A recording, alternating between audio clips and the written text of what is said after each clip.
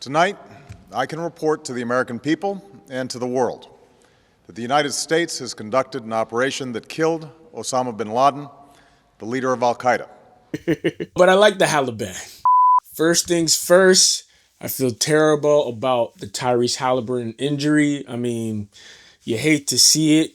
Game 7 of the NBA Finals. I do think the Thunder would have won regardless, but he was on a heater, shooting 3 of 4 from 3. Back out, Siakam, Halliburton lines up a long three-pointer. Got it! Halliburton launches another one. Puts it in! Back-to-back threes for Tyrese Halliburton. You hate to see a player go out like that.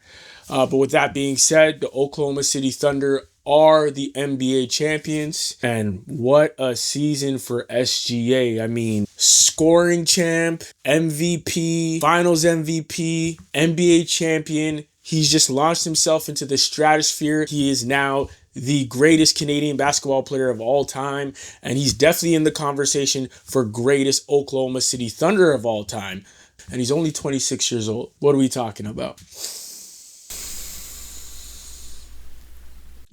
You smell that? I'm just happy because for the entire season, all I heard up and down on Reddit, on Twitter, on YouTube, you name it. Free throw merchant. They'll never win anything. They're too young. They're too inexperienced. They're going to fold in the playoffs. Regular season doesn't matter. Fake 1 seed, yada, yada, yada. And now, after they moved the goalposts all the way to the NBA Finals and the Thunder won that, people are trying to say, blame it on Scott Foster. When ESPN reported that Scott Foster was not going to be a ref for Game 7, people were just trying their best to figure out a way to discredit this championship now, calling it a Mickey Mouse. Then you're going to hear it again. Bet they can't repeat. It's just moving the goalposts over and over again because people are sick. I'd be sick too if my entire year I made my personality based solely around hating Shai Gilgeous-Alexander. What a waste of energy. Now, in the first quarter of this game, I gotta say, things were looking pretty interesting. I mean, Halliburton, like I said, 3 of 4 from 3. He wasn't really missing any. You never really see him that aggressive in the first quarter and scoring that well in the first quarter. And so you hate to see him go out like that. And I gotta admit, when they were talking about the Halliburton injury, how he tweaked his calf, how it was a calf strain, he played for 34 minutes in that game where he initially hurt it. And then the next game he came back and looked great. So I literally thought this was cap. I thought this was some sort of manipulation. You know, modern warfare, you do anything to get that edge. You know, say game time decision right until the game starts. Just to, you know, trick your opponent a little bit, mess up their game plan. And I thought that's what this was. I really thought he was capping. Really out, they were not capping. They must have drugged him up. You know, the team doctors, team medics must have numbed up the pain with some drugs to the point where he looked like he wasn't hurt at all. But the thing about that kind of stuff is that you don't feel the pain, but your body is still deteriorating. If your knee was hurting and you numb it up so you don't feel the knee, when you make those moves, your knee is still not right. You just don't feel it until something snaps. And that's what happened with Halliburton, unfortunately. And they said when you have calf strain, that can lead to Achilles tear. The fact that that happened, and every time I hear a calf strain now, I'm really going to look at it through a new lens. And one of the best adjustments in this game, Mark Daigneault, when he saw that Cason Wallace was absolutely getting cooked by TJ McConnell. Because he was. And it wasn't just in Game 7. That happened for 3 games in a row. I saw every time Cason Wallace was on TJ McConnell, he was getting to the paint, getting his little tiny mid-range that he gets. It's basically a layup, but he's not that tall, so it's a little jumper. But he was just getting there and carving them up over and over and over again. And in the third quarter, what they were saying, in 8 minutes, TJ was the only guy who scored. He had like 16 points. So Daigneault finally said, no, I'm fed up. He brought in Caruso, put Caruso on TJ McConnell, and ended that noise. And Cason Wallace is a great defender, but for some reason, TJ was just way too quick for him. Way too tricky, way too conniving. But Cason Wallace also did some things. I mean, he had 3 steals. That guy was a menace, a nuisance, just pickpocketing. Felt like me losing my cell phone in Brazil. Yeah, keep both hands in your pockets if you're in Brazil. Those guys will steal your shit. But as soon as Daigneault decided to put Caruso on TJ McConnell. We saw that half-court trap right before the half-court line. Got the ball out of his hands. That was a turnover. And then they forced another turnover shortly after with the 5-second call on the inbound. Once they did that, you could see that it was a great adjustment. And it's interesting because when you have a player who is your superstar, even though I think Siakam is their best player and neither of them are superstars, but when you have a player that is so integral to your team, but he's a pass first, a facilitating player, you don't really miss him too much when it comes to scoring. I mean, obviously he was having a good shooting night, and you do want to have those extra 14 or 18 points that Halliburton gives you, or maybe he was going to have an incredible heater and drop 30. He does do that once in a while. It would have been crazy to have it happen in Game 7.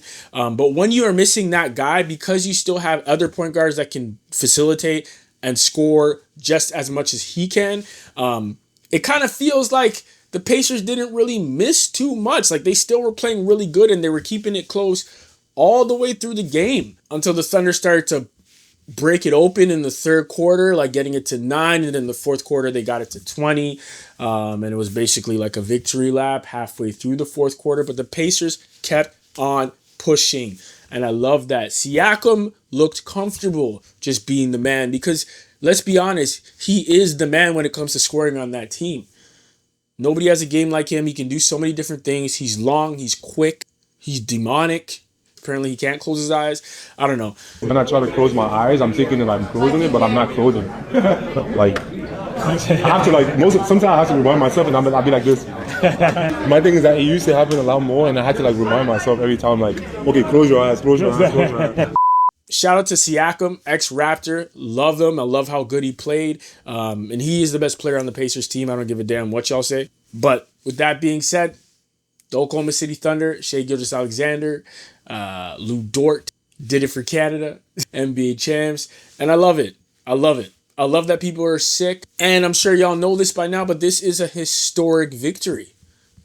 I mean, this is the second youngest team in NBA history to win an NBA championship.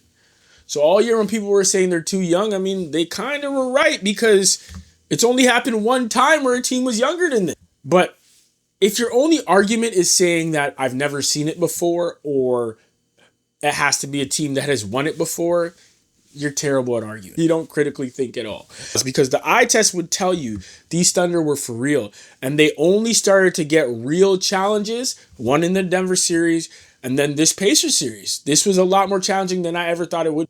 So again, you got to give them a lot of credit. They took the Thunder to the distance. I think in Game 1, they let that game slip. And if they didn't, this series would have been done a little bit earlier. But of course, everybody can say if this didn't happen, if that didn't happen. So I won't do that. And to the folks out there trying to, discredit this championship, giving it an asterisk. One was off balance. Lillard volleyballs it over, and Lillard goes down with an injury. He's grabbing his high ankle of the left leg. Do y'all not remember round 1 of these very same playoffs?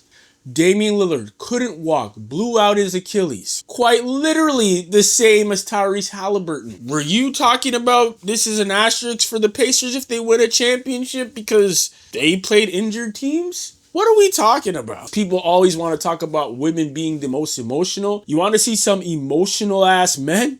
Some illogical ass men? Make a sports channel. You will hear the most illogical, emotional, foolish arguments of your entire life. There's a couple things that I need to see from both these guys, Halliburton and Shai, next season, because both of them have a lot of room to improve their games. We can start with Halliburton. I mean, once he heals up and gets his Achilles right, brother, work on your left hand. How you got people running around trying to push you as a superstar when you're dropping 14 points per game and you have no left hand? Everybody by now saw the clip of Kurt Goldsberry just watching Halliburton's shot charts for the entire playoffs.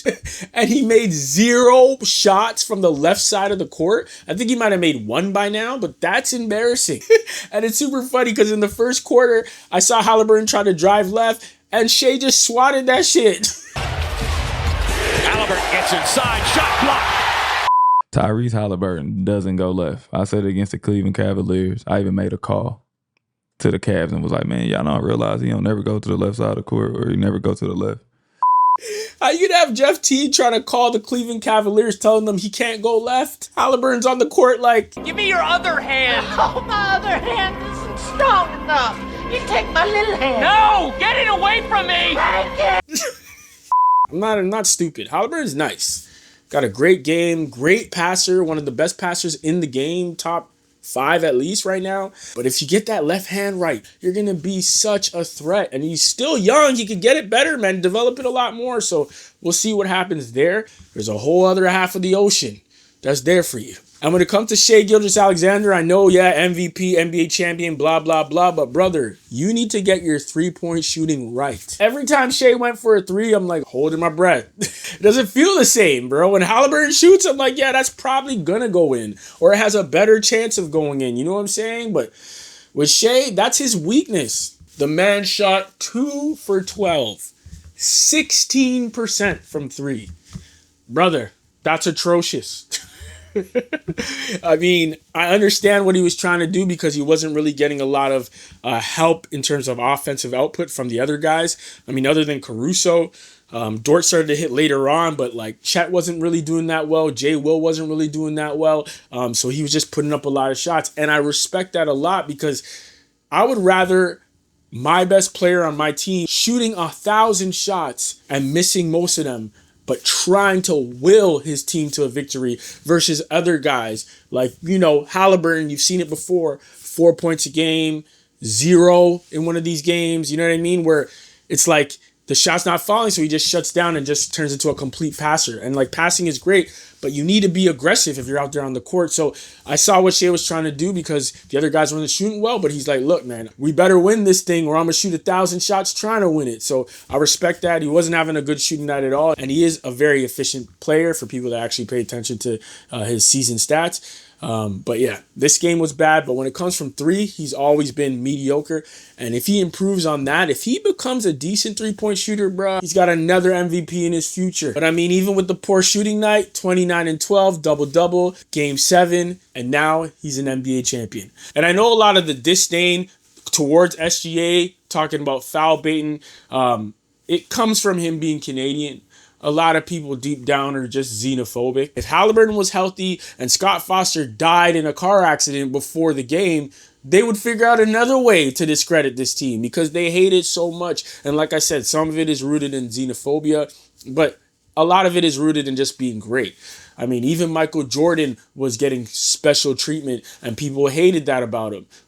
You can't get too close to Michael, it's a foul. No matter what you do, when you start hitting that wall of greatness, when you start breaking through, there's always going to be people that just don't like you. And that's why you can't really play for fans. You can't really make videos for people because they're always going to be upset at something or other. That's just life. So as long as it's true to you and you feel good about what you're doing, you can sleep at night. And keep thriving, keep going, man. So this is amazing for the Thunder. This is incredible for SGA, and I hope it continues. So yeah, like I said before, let me know what y'all think in the comments below. You think the Thunder are going to be able to do another one? You think Halliburton's going to be able to recover fully and get back to where he was and maybe better? Are you one of those haters that are calling this a Mickey Mouse championship? Let me know what you think in the comments below. Please like, share, and subscribe. And until next time.